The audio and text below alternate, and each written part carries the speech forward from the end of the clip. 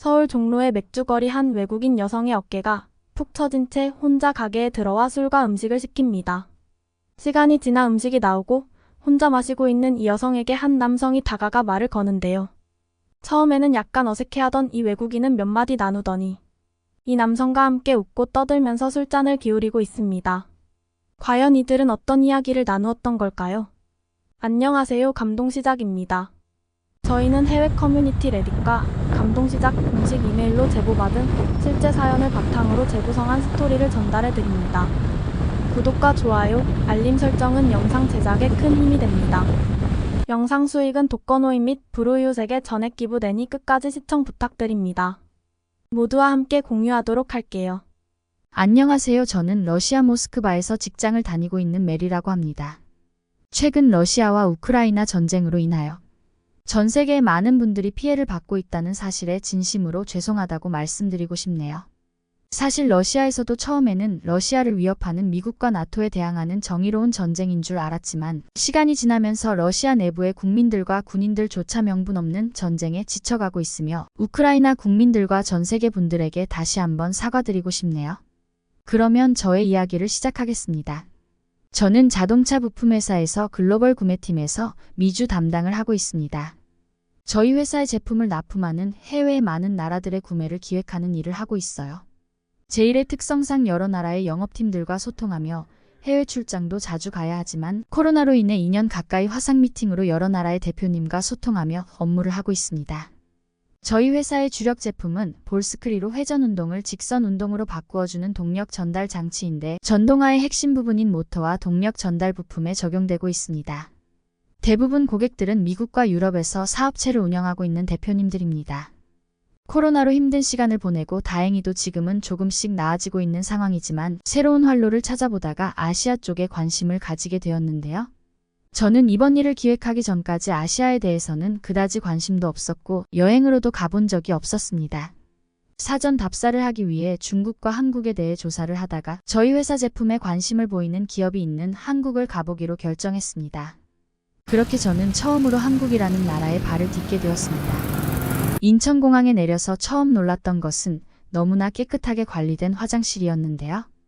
다른 유럽이나 미국을 다녀봤지만 인천공항만큼 관리가 잘 된 공항은 경험해 본 적이 기억이 없을 정도로 청결함에 크게 놀랐습니다. 또한 큰 전광판에는 제가 아는 축구선수 손흥민 선수가 보였기 때문이었어요. 그가 아시아 사람이라는 것은 알고 있었지만 축구를 열광적으로 좋아하는 것이 아니기에 국적까지는 크게 생각해보지 않았기 때문이에요. 그때 처음 한국이라는 나라의 존재에 대해 인지를 하기 시작했습니다. 서울의 중심가인 광화문 근처에 호텔에 숙소를 잡고 첫날에는 쉬면서 서울을 거닐며 산책을 했습니다. 그러다가 한국에 오기 전 인터넷으로 검색해 본 광화문 거리와 청계천을 봤는데 밤에 산책하기에 정말 예쁘더라고요. 하지만 보통 인터넷에 올라오는 사진은 홍보성이 대부분이고 보정도 많이 되어 있는 편이 많아서 실제로 가서 보면 실망하는 게 대부분이었기 때문에 실제로 큰 기대를 하지 않았어요. 하지만 광화문 거리와 청계천은 사진보다 더 예쁜 풍경이었어요. 그날은 주말이었기 때문에 많은 사람들이 가족들과 나들이를 나온 모습이었는데 도시 한복판에서 이런 풍경을 보는 게 정말 신기하더라고요. 그리고 너무 세련된 한국인들의 모습에 놀라기도 했습니다. 솔직히 말씀드리자면 한국 사람들은 좀 촌스럽고 거리는 지저분할 것 같다라고 생각했거든요. 하지만 이게 웬걸 실제로 보니 제 모습이 가장 촌스럽다고 생각될 정도였어요. 게다가 길에 쓰레기통도 하나 없었는데 거리가 어떻게 그렇게 깨끗할 수가 있죠? 저희 동네에서 만약 쓰레기통이 없었다면 그곳이 바로 쓰레기장이 됐을 텐데 말이에요. 계단에 앉아서 간식을 먹는 한국 사람들은 그들의 쓰레기를 각자의 봉투에 모두 모아서 가져가더군요. 저는 솔직히 한국 사람들의 수준 높은 의식 수준에 깜짝 놀랐습니다. 그리고 저녁이 되었을 무렵 호텔에 들어가려고 하다가 한 번 더 놀라고 말았지 뭐예요. 한국은 저녁이 되자 사람들이 점점 늘어나기 시작했습니다. 나중에 알고 보니 제가 있던 곳이 회사가 많은 곳이라서 그렇다고 하더라고요. 그 많은 사람들이 어디를 가나 했더니 다들 가는 방향이 비슷하길래 따라 가봤습니다. 근처의 한거리로 가보니 여러 호프집이 모여있는 곳으로 들어가더라고요. 저는 그 광경을 보고 저도 모르게 그들이 가는 식당에 들어가게 되었습니다. 인상이 좋으신 주인 아주머니는 외국인인 저를 보고 약간 당황한 듯 했지만 이내 친절한 웃음을 보이며 메뉴판을 가져다 주셨습니다. 거기엔 많은 메뉴들이 있었지만 저는 현지인들이 가장 많이 먹는 음식을 먹어보고 싶었습니다. 그리고 많은 사람들이 공통적으로 먹고 있는 메뉴를 시켰죠. 저는 그 나라에 가면 새로운 음식을 도전하는 것을 좋아해서 일단 시켰습니다. 주인이 와서는 저에게 한 번 더 뭐라고 말을 하더라고요. 아마도 정말 괜찮은지 물어보는 것 같았어요. 손가락을 동그랗게 만들며 저한테 고개를 끄덕이셨거든요. 그래서 저는 엄지를 치켜들며 자신만만 표시를 해주었습니다. 그리고 제가 주문한 음식이 나온 순간 혼란에 빠졌습니다. 나중에 알고 보니 그건 골뱅이 소면 무침이라는 메뉴였고 해산물과 각종 야채와 얇은 면이 버무려져 먹는 음식이었죠. 그러나 처음 본 순간 저는 움찔했습니다. 과연 이걸 내가 먹을 수 있는 건가? 주인 아주머니는 고민하고 있는 저를 보면서 웃고 계시더라고요. 왠지 그 웃음을 보고 있으니 이걸 못 먹으면 진 것 같다는 생각이 들 것 같았습니다. 그렇게 처음 골뱅이 무침을 맛보았는데 제가 좋아하는 맥주와 그렇게 잘 어울릴 수가 없더라고요. 태어나서 처음 맛보는 음식인데도 거부감이 들기보다 오히려 식감이 쫄깃쫄깃하고 담백한 맛에 매료되고 말았습니다. 그런데 갑자기 주인 아주머니가 저에게 김이 나는 계란탕을 갖다 주시더라고요. 처음에는 제가 시킨 게 아니라서 당황했는데 서비스라는 말에 참 신기했습니다. 영업을 하는 가게에서 처음 보는 사람에게 이렇게 음식을 나눠주는 게 말이 되나 싶었어요. 그래서 저는 한국의 보드카라는 소주도 하나 시키게 되었죠. 약간 추기가 오르니 저도 모르게 기분이 업이 되었습니다. 그러자 옆 테이블의 직장인 남성이 유창한 영어로 저에게 어디서 오셨나요? 묻더라고요. 제가 러시아에서 업무차 한국에 오게 됐다고 말을 하자 웰컴 투 코리아라고 하며 저에게 맥주를 들고 와 한잔 했습니다. 그리고 그들 일행과 함께 웃으며 이야기하고 같이 음식도 나눠 먹게 되었죠. 한국인들은 대체 이렇게나 흥이 많을 수가 있는 건가? 처음 보는 나에게 이렇게까지 잘해줄 수가 있나라는 생각이 들면서 한국이라는 나라가 너무 신기했습니다.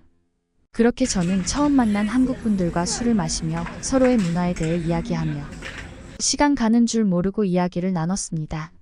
나중에 시계를 봤더니 자정이 훌쩍 넘어 새벽 2시가 됐더라고요. 그리고 저는 호텔에 와서 골아 떨어지고 말았습니다. 아침에 숙취를 느끼며 일어났더니 모르는 번호로 문자가 와 있더라고요. 문자로 저에게 말이야 일어나면 연락해 해장국 한 그릇 하자 라고 보낸 문자에 무슨 소리인가 했습니다. 알고 보니 어제 저와 밤새 술을 마셨던 한국 친구더라고요. 그렇게 저는 처음에 해장국이 뭔지도 모르고 일단 배가 고팠기 때문에 밖으로 나가게 되었습니다. 어제 술을 그렇게 먹고도 멀쩡한 그 한국 친구는 저를 만나자마자 포옹을 하며 반가움을 내비쳤습니다. 만난 지 하루 만에 우리는 친구가 된 듯한 느낌이었습니다.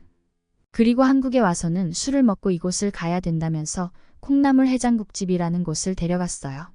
저는 깜짝 놀랐습니다. 뭐라고? 콩나물을 먹는다고? 러시아에서는 이런 건 돈 줘도 먹지 않는다며 불편한 기색을 내비쳤지만 한국인 친구는 웃으면서 제 앞에 콩나물 해장국을 내밀었습니다. 뜨거운 것에 익숙하지 않았던 저는 대체 이게 뭔가 싶은 생각도 들고 나를 골탕 먹이려는 건가 하는 생각이 들었지만 속냄새치고 뜨거운 국물을 떠먹어 보았습니다. 그리고는 그 뒤에 제 앞에 남겨져 있는 것은 빈 그릇일 뿐이었습니다. 러시아에서는 술을 마시고 난 뒤에는 오이와 양배추 등을 넣고 소금물에 절인 라솔이라는 음료로 해장을 많이 합니다.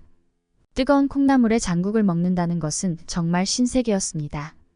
불편했던 속이 편해지는 게 참 신기했고 옆 테이블에 식사하는 사람들이 소리내면서 먹는 걸 보고 왜 저러나 싶었는데 어느새 저도 그러고 있는 모습에 실수가 나오기도 했지 뭐예요. 식사를 마치자 한국인 친구는 저에게 또 술을 먹으러 가자고 하더라고요.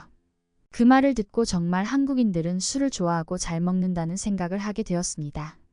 하지만 밀려있는 일을 하기 위해서 저녁에 만나기로 약속을 다시 잡은 뒤에 또 술을 마시게 되었습니다.